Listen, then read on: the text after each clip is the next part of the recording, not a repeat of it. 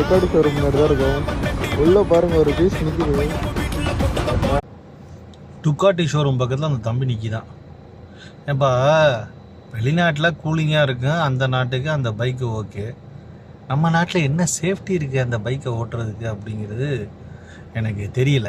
ஏன் அப்படின்னா உள்ளூருக்குள்ள நம்ம நம்ம நகர ஊர் இதை மத்திய அரசு ரெடி பண்ணல. இந்த என்னென்னு கேட்டிங்கன்னா ஹைவேஸ் மாதிரி 4-வே ரோடெலாம் ரெடி பண்ணல. உள்ளூரில் குண்டும் குழியுமா இருக்கும். அவன் வெளிநாட்டுக்காரன் ரோடை எல்லா ரோடும் 4-வே ரோடை போட்டு வச்சுருப்பான். இது எப்படி தெரியுமா இருக்குது நீ காட்டும்போது? இளைஞர்களே, யம தர்மரை நீங்கள் வாங்குங்க, காசை கொடுத்து வாங்கி உங்கள் அப்பனையே ஆத்தாலே உங்களை கொல்லி போட சொல்லுங்க அப்படிங்கிற மாதிரி இருக்குது.